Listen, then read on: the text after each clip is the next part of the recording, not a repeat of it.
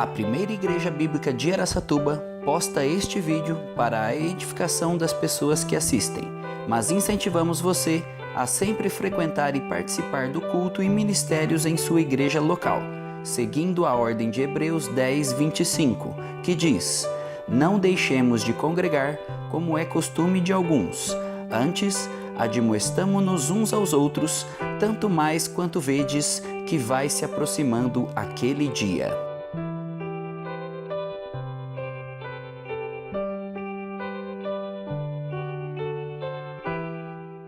Oi, gente, é um prazer muito grande estar com vocês mais uma vez. Há muitos anos atrás eu estive lá no acampamento. Eu não sei se era família, se era jovem, mas faz 15 anos. E agora a gente teve a oportunidade de tá ligado esse negócio aí? Tem que usar também Microfone? Cadê o microfone? O Jorjão é apaixonado por microfone, ele nem entregou para mim. é só de captação.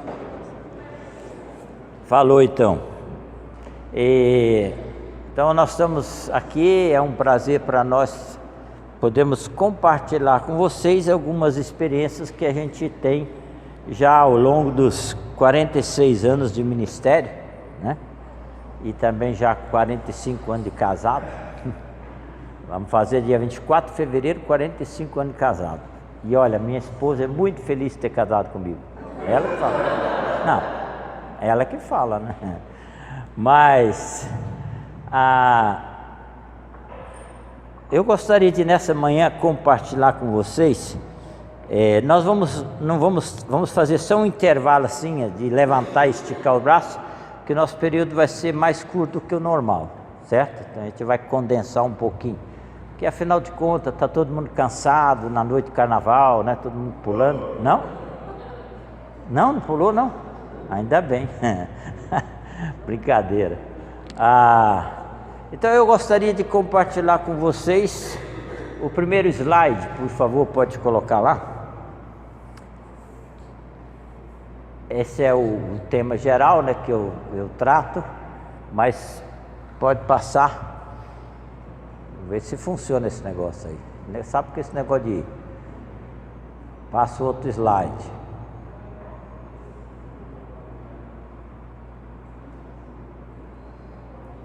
Tô falando. Daqui a pouco acerta. Mas o slide seguinte é o seguinte: o que representa a Bíblia para você?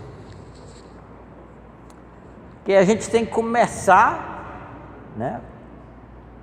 Vamos dizer assim, baseado ou fundamentado em alguma coisa.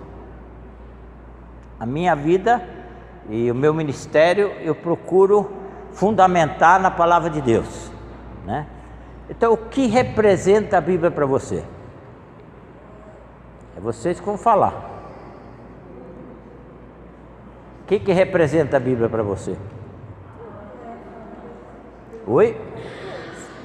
É a entrada para me comunicar com Deus, é tudo.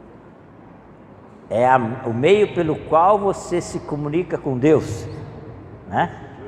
Através da palavra. Muito bom. Por quê? Esse é o meio. Porque é onde ele dá todas as instruções. Deus fala para a gente ler a Bíblia, todas as instruções. É o meio pelo qual a gente se comunica com Deus, porque é a palavra de Deus, né?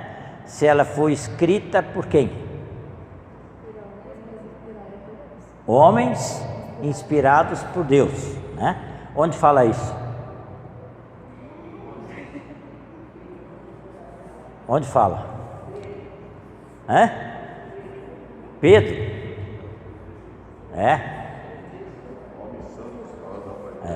Segunda Pedro, né? Porque nunca jamais qualquer profecia foi produzida por vontade humana, né?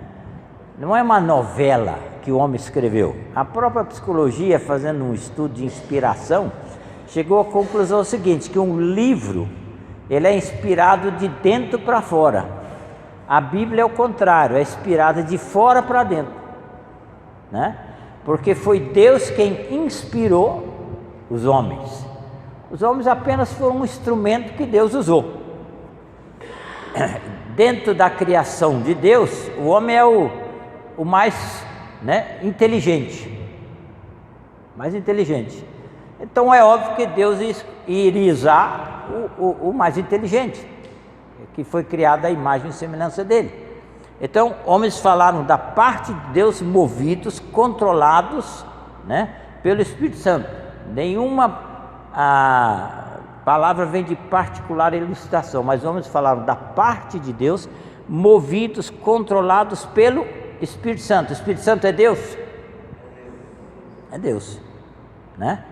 Então, se o Espírito Santo é Deus, ele escreveu, por isso que a Bíblia sempre é atual. Interessante que os livros, bons livros, né?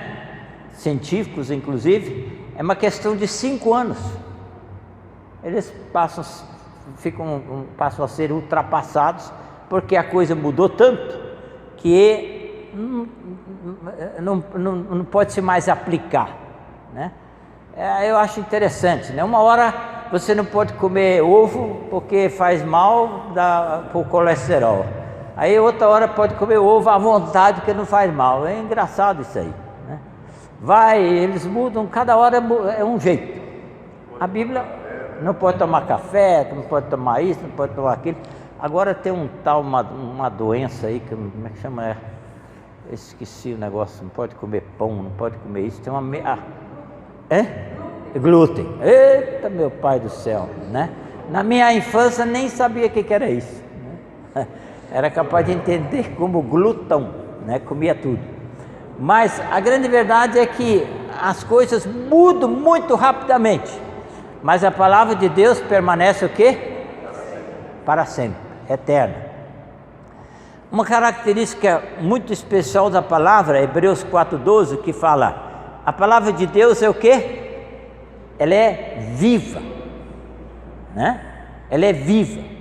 Pedro fala, ela é permanente, ela é eterna. Mas ela não é somente viva, né?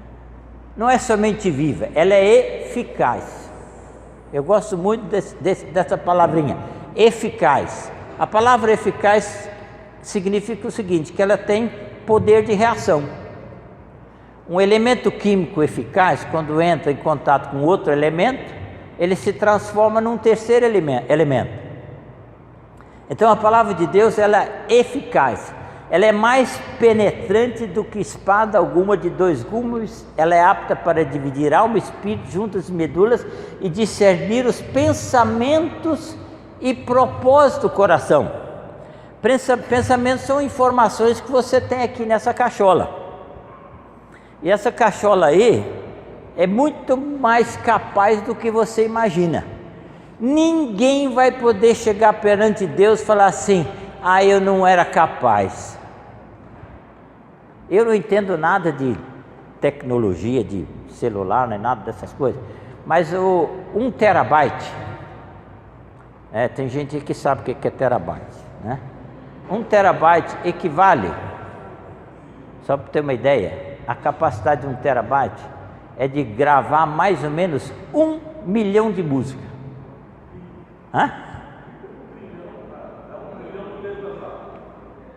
Ei. Então, 1 trilhão.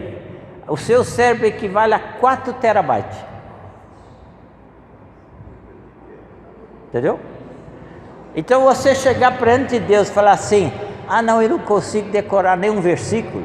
Deus vai falar assim: tu é mentiroso mesmo, hein, sem vergonha, né? Você acha que eu ia criar você desse jeito?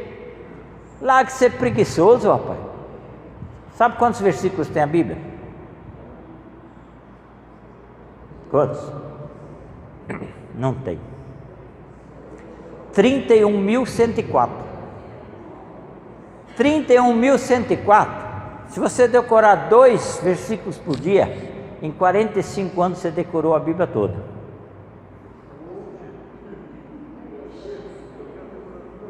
Quer dizer, o Jorjão já podia ter decorado 2 vezes, está com quase 90.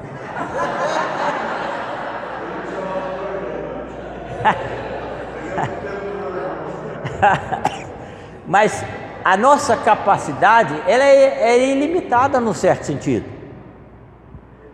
Nós é que não sabemos explorá-la, né? Agora, Deus trabalha sabendo disso, né? Tanto pode ser positivo como pode ser negativo. Eu tenho certeza absoluta que você sabe muito mais do que não presta do que presta. Isso eu tenho certeza. Entendeu? Você decora, por exemplo, um livro da Bíblia, você não sente nada, não ocupa espaço nenhum, porque o espaço que tem é ilimitado. Essa palavra, ela é viva, por isso que ela é importante, né? Eficaz, é mais cortante do que espada alguma de dois gumes, é apta para dividir alma, espírito, juntas e medulas, juntas e medulas, e discernir os propósitos e os pensamentos do nosso coração. Nosso coração é enganoso, desesperadamente corrupto, então precisa ser transformado. A única maneira pela qual ele pode ser transformado é pela palavra de Deus, que é viva. Por isso que o apóstolo Paulo, em Romanos 12, o que ele fala? Rogo-vos, pois, que apresenteis os vossos corpos em sacrifício, o quê? Vivo, santo, agradável a Deus, que é o vosso culto, o quê? Racional, não é emocional, irracional. Não, você e eu podemos prestar um culto racional, porque você e eu temos um meio pelo qual nós podemos conhecer Deus, e é através da palavra. Se você quer conhecer Deus, você vai conhecê-lo através da palavra, porque ali está a mente dele, né? Você conhecendo a mente, é muito interessante. Um psicólogo lá em Campinas que resolveu estudar a mente de Cristo, né? Ele estudou várias mentes de homens famosos, e ele falou assim: então agora eu vou estudar, ele era ateu, vou estudar a mente de Cristo para ver, né, se realmente é tudo aquilo que eles dizem.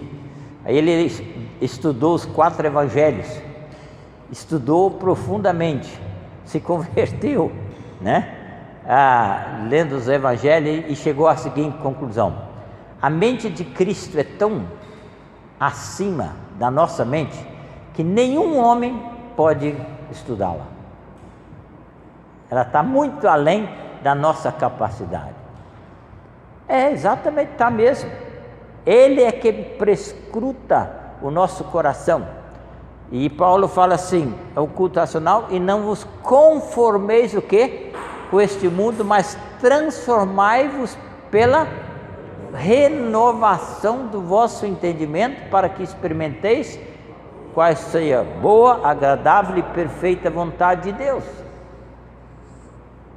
né? Jesus Cristo, em João 17, fala: santifica-os na verdade, porque a tua palavra é a verdade, né? A palavra de Deus é verdade absoluta, não relativa. Ela é permanente, ela é eterna, ela tem poder de reação, ela tem poder de transformação, porque a grande verdade é que nós cantamos, né? Nós precisamos ser santificados. O que a palavra santificado diz para você?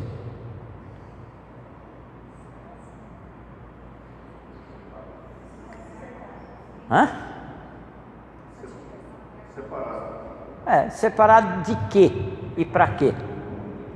Separado do sistema que Paulo fala, do mundo, para Deus, né?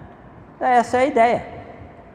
Eu preciso me santificar cada vez mais.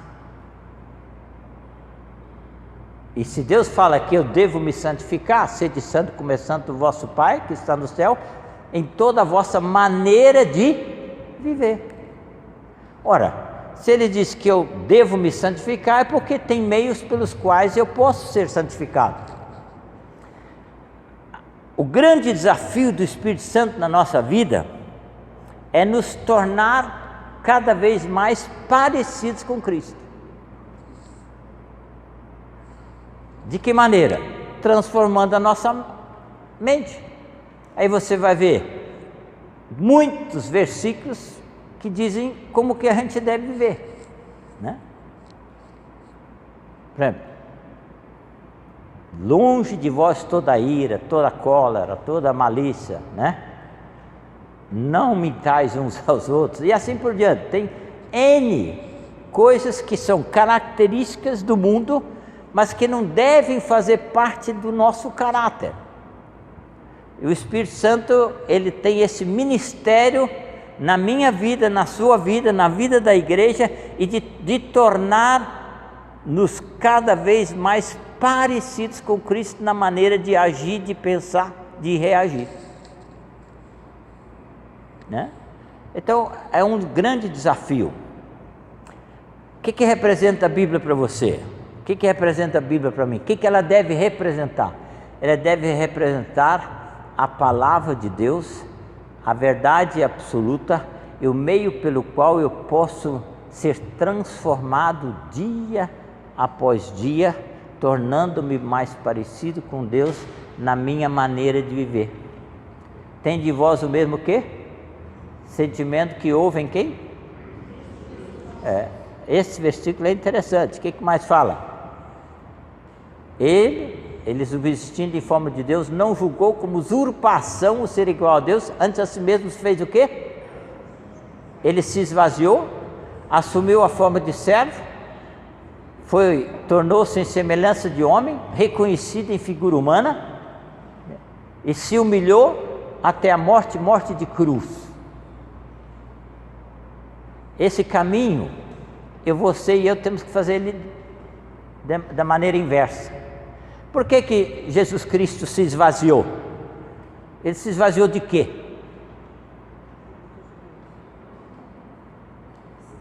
De que ele se esvaziou?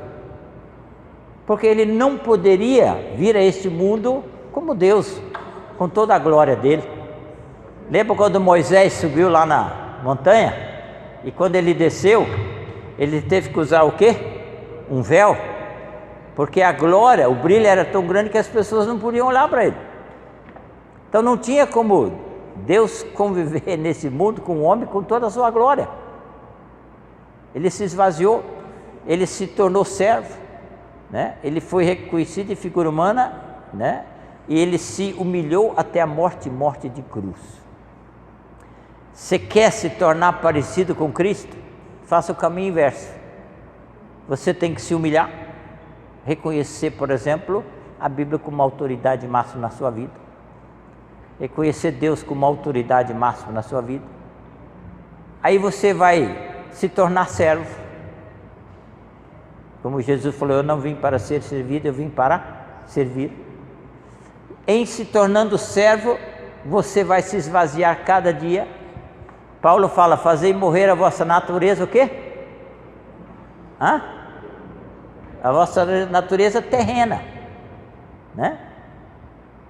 Vossa natureza terrena.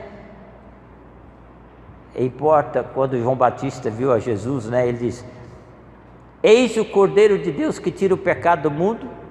Importa que ele cresça e o quê? Eu diminua. Valentim tem que morrer, entendeu?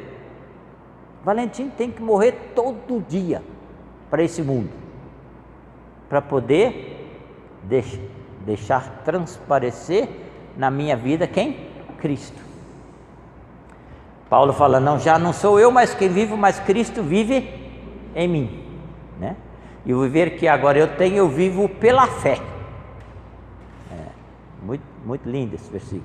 Então, esse caminho inverso, você se humilhando, se torna servo, porque se você não se humilhar, você nunca vai ser servo.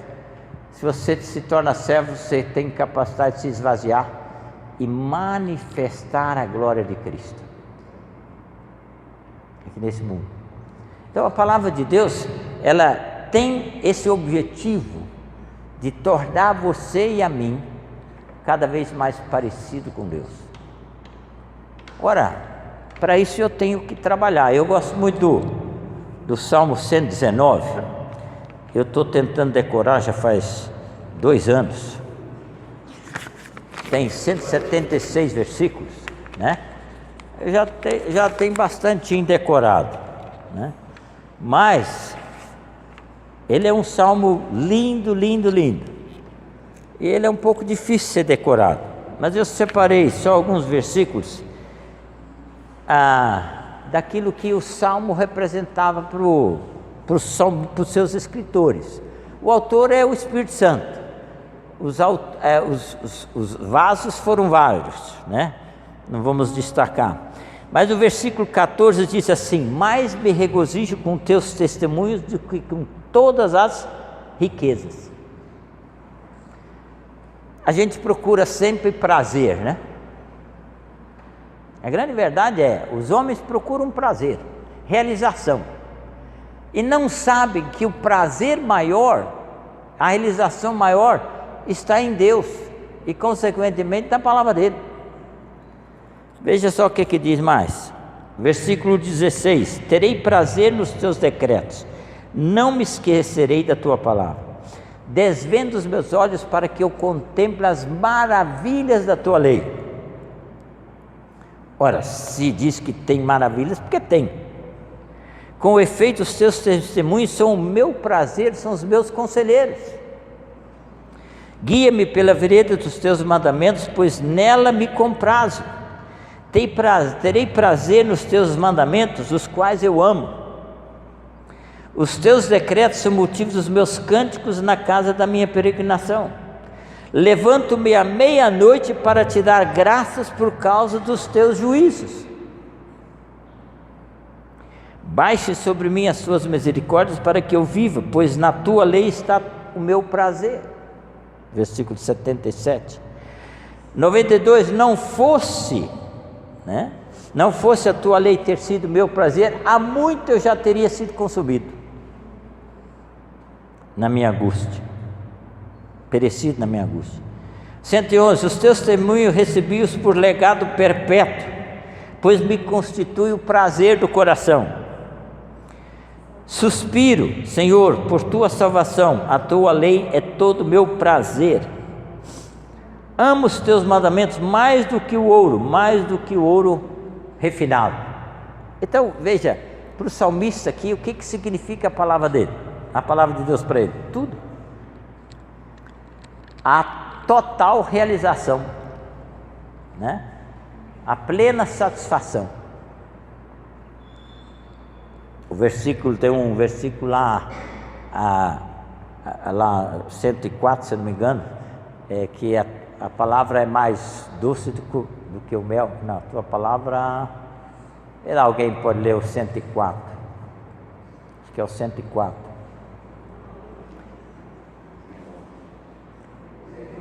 Ou 103, uma coisa assim. Isto, mais que o mel à minha boca. Tá vendo, Jorjão? Você gosta de mel?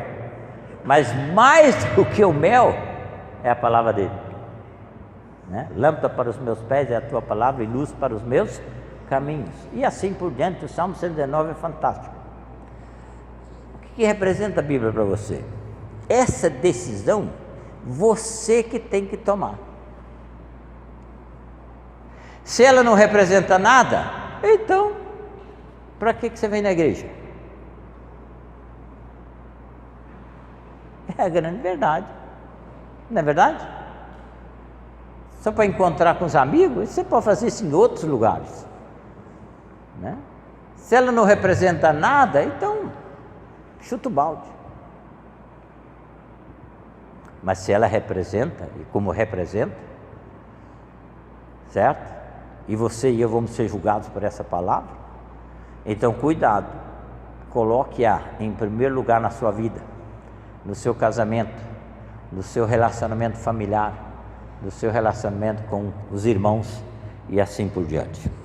Esses dias eu estava lendo, né? Efésios já li tantas vezes, mas o último versículo de Efésios, alguém pode ler?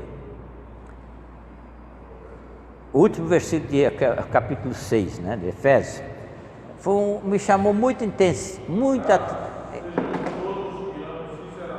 isso. A paz seja com todos o quê? Os que amam, de que maneira? Essa palavrinha, sinceramente, é muito sério, muito profundo. Aí eu me perguntei, eu amo a Cristo?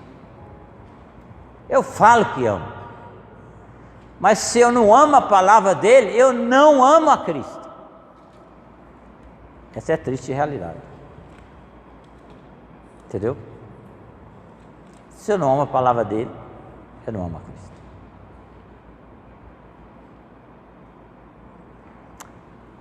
Levanta, vamos fazer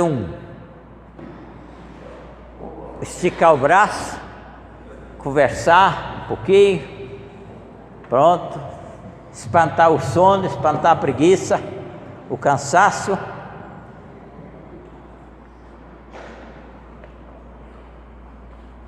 Como é que é aquele corinho? Escondi a tua palavra no meu coração para não pecar contra ti. Tem esse corinho? Não. Eu sei que tem o versículo. Não sei. Vamos lá, ok, pode sentar. Vamos continuar. Agora o que eu quero... Não, pode sentar. Mas levantou, chegou atrasado. Aí acabou o óleo, acabou tudo, aí pronto, não resolve o problema mais. O que eu gostaria de compartilhar é que a gente vive hoje um momento difícil, né? Um momento complicado no mundo inteiro. Eu não sei até onde isso vai chegar, mas a grande verdade é que a situação é complicada e está diretamente relacionada aos meios de comunicação. Por exemplo, em casa, mas não no lar. O que é casa e o que é lar? Casa, o prédio. E o lar são as pessoas que vivem dentro daquela casa, né? Esse é o grande problema. A gente tem muita casa grande, bonita, mas não tem lar, né? Antigamente a situação era mais difícil, as pessoas não tinham casas grandes e bonitas, mas tinham muito mais lar. A gente, por exemplo, eu me lembro que lá em casa a gente almoçava e jantava todo mundo junto. Eram 12 pessoas, mesa grande. Papai na cabeceira, né, a mãe assim, e a ninharada toda ali, né? Era um momento de comunhão, que hoje, às vezes, acontece na família. Porque é um corre-corre tão grande, eu não entendo, eu não consigo entender. Facilita tantas coisas e ninguém tem tempo. Mas eu entendo, sinceramente não consigo entender. Em casa, mas não no lar, né? Hoje estão começando, eles querem destruir a família, destruir o lar, porque em destruindo o lar, conseguem destruir tudo. Essa é a grande verdade. Uma nação depende de lares bem ajustados, uma igreja depende de lares bem ajustados. Hoje não querem mais que exista a palavra família, né? Não existe mais pai e mãe. As crianças vão ter direito a escolher o sexo. Depois de uma certa idade, estão sugerindo que não se dê nome quando nasce, homem ou mulher. E a Bíblia fala o quê? Eu criei o quê? Macho e fêmea. Tem alguma dificuldade em distinguir o que é macho e o que é fêmea? Tem? Eu sempre falei para os jovens uma vez, falei, é simples, você tem dúvida? Olha no meio das pernas, o que você tem lá? Ué, é simples para Deus deixou tão claro, tão nítida a diferença, que não tem como enganar. Entendeu? É macho e fêmea. Mas hoje eles estão querendo o quê? Não, vamos esquecer esse negócio. Não tem mais nem macho nem fêmea. É uma bagunça. Falei, é fácil, porque a ordem de Deus foi crescer e multiplicar-vos, certo? Aí você põe 2 machos numa ilha e vai lá daqui a 50 anos, o que acontece?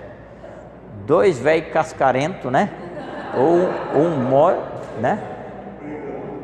2 mulheres numa ilha, 2 velhas lá, não vai se multiplicar de jeito nenhum.